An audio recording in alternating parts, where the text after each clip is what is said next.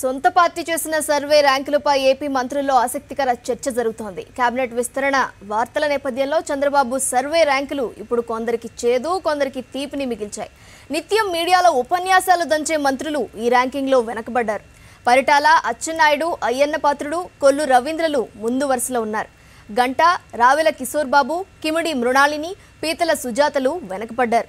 వనజాక్షిపై దాడి చేసిన చింతమనేని ప్రభాకర్ రాష్ట్రంలోనే 3వ ర్యాంకు పొందగా ఏపీ సీఎం చంద్రబాబు 9వ స్థానంలో నిలిచారు. ఎమ్మెల్యే బాలయ్యకు స్టేట్ 7th ర్యాంకు దక్కింది. పశ్చిమ గోదావరి జిల్లాలో చివరి 4 ర్యాంకులు ఎస్సీ, ఎస్టీ ఎమ్మెల్యేలకు రావటం విశేషం.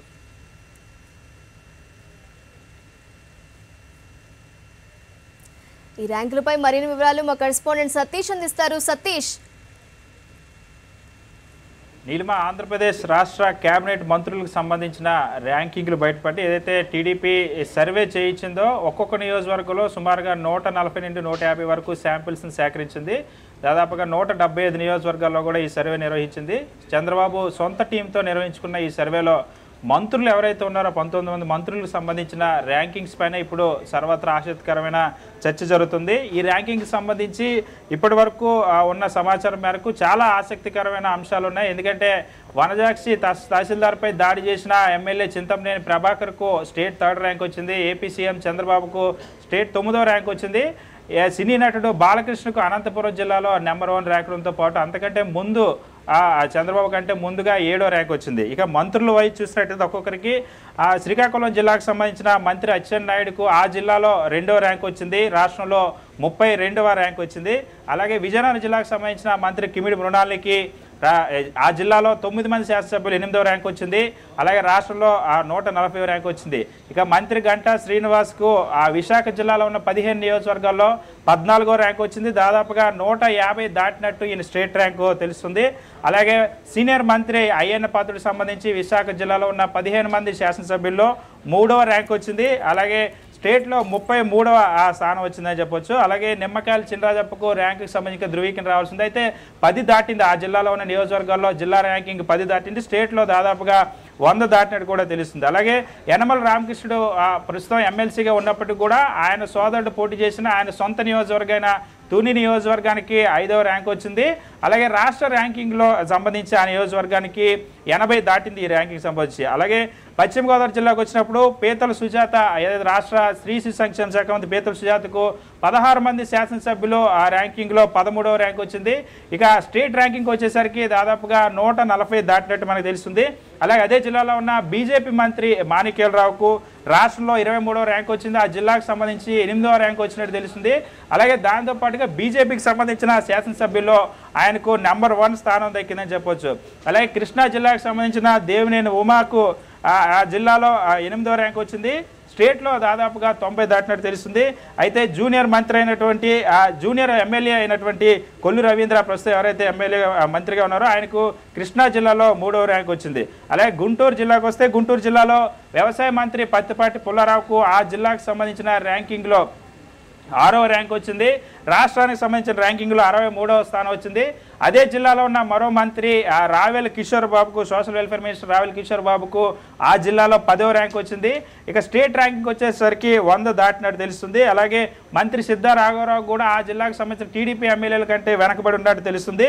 అలాగే నారాయణ, ఏదైతే నెల్లూరు జిల్లాకు సంబంధించిన మంత్రి నారాయణకి ఒక స్పెసిఫిక్ కాన్స్టిట్యున్సీ లేకపోవడం వల్ల ఆయనకు ఈ సర్వేలో వర్తించదని చెప్పొచ్చు. అలాగే బొజ్జల గోపాలకృష్ణారెడ్డి కూడా ర్యాంకింగ్లో వెనుకబడ్డారు.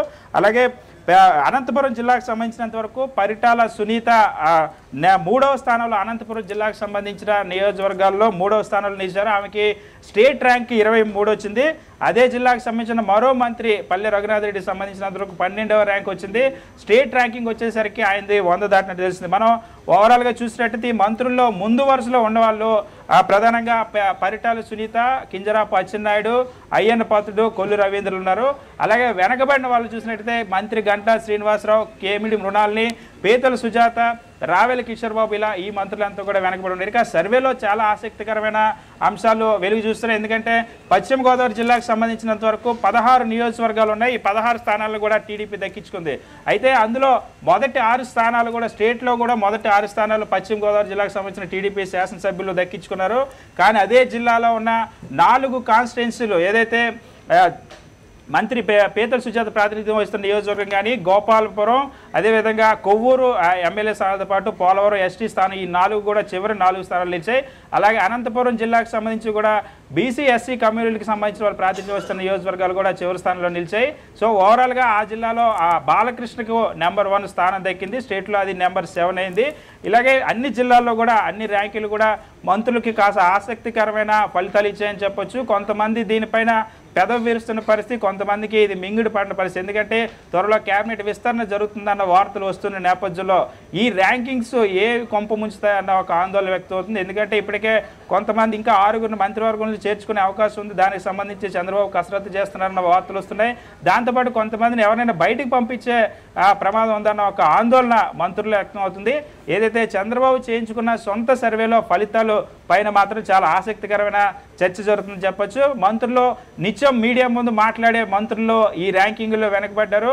కొంతమంది కాన్స్టిట్యున్సీలు పరిమితమైన వాళ్ళు కాస్త ముందున్నారు. సో ఏ ప్రాతిపదికన దీన్ని తీసుకున్నారు. అలాగే ఇంకొంతమంది మంత్రులు అంటే పూర్తిగా శాఖలకు సంబంధించి రాష్ట్ర వ్యాప్తంగా ర్యాంకింగ్లు తీసుకోవాలి, కానీ జిల్లాలో నియోజకవర్గానికి సంబంధించి ర్యాంకింగ్లు ఏ విధంగా పరిగణిస్తారన్న అంశాన్ని కూడా వస్తున్నాయి. సరే ఎన్ని వాదనలు ఉన్నప్పటికీ కూడా కేబినెట్ విస్తరణ పొంచి ఉన్న నేపథ్యంలో ఈ సర్వే పైన ఆసక్తికరమైన చర్చ నడుస్తుంది. నీలిమ, అలాగే చూసుకుంటే కేబినెట్ విస్తరణ నేపథ్యంలో ఈ ర్యాంకులు ఎంత కీలకంగా వ్యవహరించున్నాయి? మీరు చెప్తున్నట్టు కేబినెట్ విస్తరణలో ఈ ర్యాంకులే ఆధారంగా ఉండబోతున్నాయా బయటికి పంపించడానికి కానీ కొందరు నేతల్ని?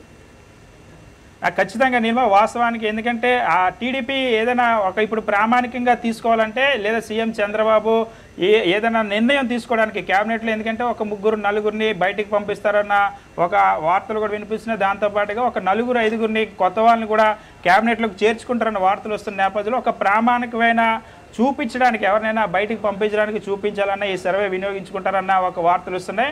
దాంతోపాటుగా జిల్లాకు సంబంధించిన ఈక్వేషన్స్ ఇవన్నీ కూడా ఉన్నాయి. దాంతోపాటుగా శాఖలు షఫ్లింగ్ చేయాలన్న, ఆ మంత్రివర్గానికి సంబంధించిన శాఖలు మార్పులు చేర్పులు చేయాలన్నా సరే ఈ సర్వేను కొద్దిగా పరిగణలోకి తీసుకుంటారని చెప్తున్నారు. అయితే కొన్ని ఆసక్తికరమైన రిజల్ట్స్ ఇందులో ఉన్నాయి. ఇప్పుడు కిమిడి మృణాలికి చూసినట్టయితే ఆమె పెన్షన్లకి సంబంధించిన మంత్రి, ఆమె అది ప్రభుత్వ పథకాల్లో నెంబర్ 2 స్థానంలో ఉంది, కానీ నియోజకవర్గానికి వచ్చేసరికి ఆమె 8వ స్థానంలో ఉంది. ఇలాంటి ఇష్యూస్ వచ్చేటప్పుడు ఏ విధంగా జస్టిఫై చేస్తారన్న ఒక అంశం ఉంది. అలాగే ప్రభుత్వానికి సంబంధించి ఎక్కువ కీ డెసిషన్స్ తీసుకునేటువంటి ఆ మంత్రులు ఒకరైన గంటా శ్రీనివాసరావు ఇవాళ ఆ జిల్లాకు సంబంధించిన నియోజకవర్గ ర్యాంకింగ్లో పూర్తిగా వెనుకబడ్డారు. 15 నియోజకవర్గాల్లో 14 స్థానంలో ఉన్నారు. సో ఈ పరిణామాలన్నింటి నేపథ్యంలోనే ఏ నిర్ణయం తీసుకోవాలన్నా ఇది ఒక ప్రామాణికంగా తీసుకుంటారన్న ఒక ఆందోళన మంత్రుల్లో వ్యక్తం అవుతుంది. Thank you Satish.